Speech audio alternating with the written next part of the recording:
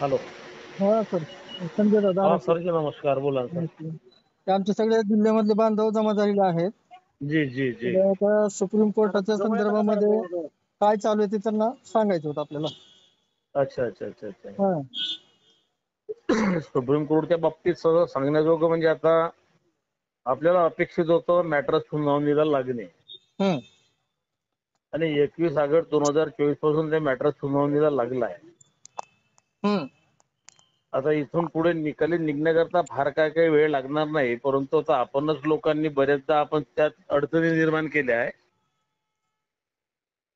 त्या हो सर. अडचणी निस्तारण्यामुळे आपला वेळ जात आहे. चालतंय चालतंय चालतंय. पण काय आपण 2021 ला निकाली निघालो असतो, मॅटर त्यावेळेस सुनावणी लागण्याची पूर्ण स्थिती होती.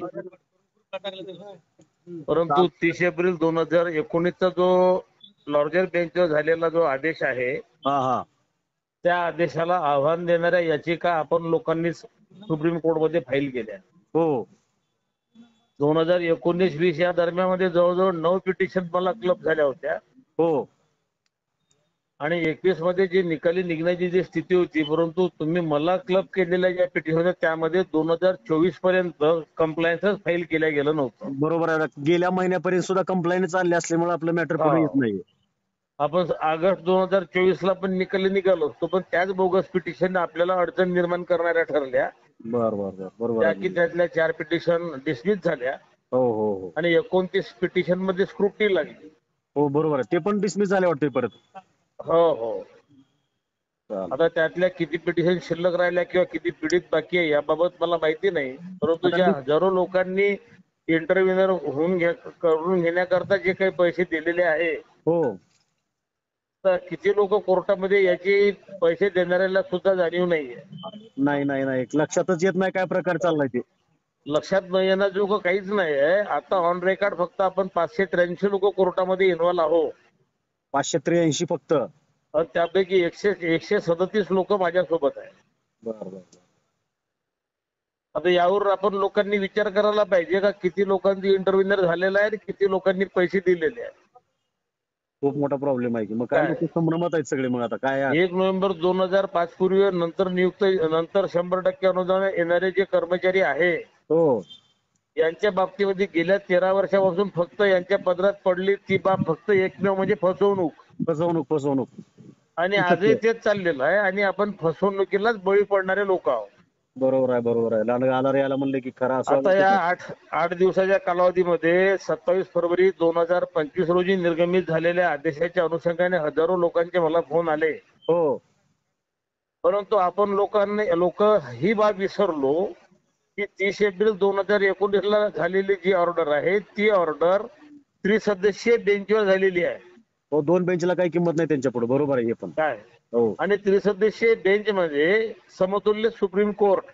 हो बरोबर आहे बरोबर आहे. आणि तीच ऑर्डर राज्य शासनाने फरवरी 2022 मध्ये माझ्या मॅटर मध्ये ऍफिडेव्हिट केलेली आहे. हो हो. केले बरोबर आहे. काय आता ती ऑर्डर कायम असताना या फरवरी 2025च्या निर्णयाला पकडून जर विचार केला तर 9 ऑर्डर निर्गमित झाले हो झालेत की. 2021 पासून. हो झालेत की. त्याचा आउटपुट 0 आहे. हो नाही नाही. लार्जर बेंचच्या पुढे जाऊ आणि शकत नाही. इथून पुढे आणखी 900 जरी ऑर्डर निर्गमित होईल तरी उपयोग नाही त्याचा. तरी त्याचा काडीचाही उपयोग नाही आहे. हे बरोबर. फक्त जे चाललेला जो प्रकार आहे हा फक्त हे पळवाट आहे. वकिलाचे दलाल आपल्या मार्फत आपल्याला संभ्रम निर्माण करणाऱ्या बाबी उपस्थित करतात आणि आपण त्या गोष्टीला बळी पडतो. बरोबर आहे सर. आता बऱ्याचशा लोकांना प्रस्ताव सादर करण्याकरता घोषणा झालेली आहे, हो आव्हान चालेल. केलं. झालंय बरोबर आहे. परंतु प्रस्ताव सादर करत असताना प्रस्ताव स्वीकारण्याकरता शासन स्तरावरून एखादी आदेश निर्गमित झाला आहे का याचाही आपण लोक विचार करत नाही. नाही.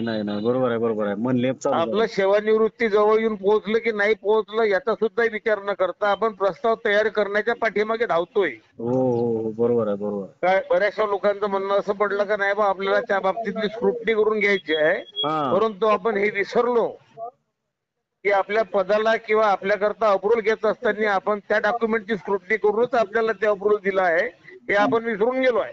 बरोबर आहे. हे काय मात्र सत्य आहे बघा सर. शासन स्तरावरून संबंधित अधिकाऱ्यांना आदेश नाही आहे, नाहीत नाहीत शिक्षणाधिकारी स्तरावरून तुमच्या मुख्याध्यापकाला आदेश नाही आहे. असं असताना कुणाच्या अधिकारात आपण प्रस्ताव सादर करणार आहोत याचीच आपल्याला कल्पना नाही आहे. नाही नाही ही फक्त सगळं विसंगत आहे, विसंगत काय म्हणून माझी विनंती आहे तुम्हा लोकांना, चुकूनही या भानगडीमध्ये पडू नका, चुकीच्या बाबी करू नका. स्वीकारू नका. गेल्या 4 वर्षापासून आपण निकालाची, अपेक्षित निकालाची वाट पाहतोय. तो निकाल न्यायालयामार्फत लांबून नाही राहिला किंवा त्याला कारणीभूत शासन पण नाही आहे. नाही नाही नाही, आपलीच लोक निवड आणि निवड आपण लोक त्या गोष्टीला कारणीभूत आहोत. बरोबर आहे, बरोबर आहे. माझ्या मॅटर मधला निकाल केव्हाचा झालेला आहे, बर, परंतु त्यावरती आपण लोक शिक्कामोर्तब करू देण्यास तयार नाही आहोत. सगळ्यात मोठं दुर्दैव नाही आहे. तर कोर्टाने आतापर्यंत 3दा राज्य शासनाला सकारात्मक उत्तर सादर करण्याकरता आदेशित केलेला आहे. हो हो हो हो, कोर्टाने हे सुद्धा स्टेटमेंट केलं आहे की तुम्हाला श्रेय घ्यायचं असेल तर तुम्ही घ्या, बरोबर आहे, बरोबर आहे. पण काही अदरवाईज आम्ही देण्याकरता बसलो आहे. मग आता सर्वोच्च न्यायालयाचा निकाल लागला की लागायचा हे आपल्या लोकांना ठरवायचं आहे. हो हो हो, आणि तो जर लागला असेल तर त्यावरती शिक्कामोर्तब होऊ देणं हे आपलं पहिलं कर्तव्य आहे. बरोबर आहे, बरोबर आहे, बरोबर. गेल्या 4 वर्षामध्ये निकाल अपेक्षित असताना जे लोक सेवानिवृत्त आणि रिटायर्ड झाले आहेत त्यांची जी अवस्था निर्माण झाली आहे त्या अवस्थेला आपण लोक आणि फक्त आपणच जबाबदार आहोत याची कुठेतरी जाणीव ठेवा. बरोबर आहे, बरोबर आहे. काय लक्षात येत नाही लोकांच्या सरजी, खूप अवघड आहे. धोरणात न्यू पेन्शन स्कीम ही धोरणात्मक बाब आहे याची आपल्याला पूर्णतः जाणीव आहे. आहे आहे आहे. धोरण अफेक्टेड करता येणं शक्य नाही, पण गेल्या 13 वर्षापासून आपण धोरणाला बाधा पोहोचवणाऱ्याच गोष्टीची मागणी करत आलो आहे. बरोबर आहे, त्याच्यामुळेच सगळं डिवाइड होऊन न्यू पेन्शन स्कीम इम्प्लिमेंट झाल्यामुळे आपण फक्त 26,000 लोक अफेक्टेड झालो. हो हो हो हो, परंतु मागणी करत असताना मात्र आपण 17 लाख लोकांना पेन्शनची मागणी करत होतो. स्वतःला कधी मागणी केलीच नाही. नाही नाही नाही, हे सत्य आहे. सरसकट पेन्शनच्या मागणी करणं म्हणजे धोरणाचं उल्लंघन करून मागणी केलेली बाब आहे. बरोबर आहे, बरोबर आहे. आणि ती शासनाला कदापि देणं शक्य होत नाही.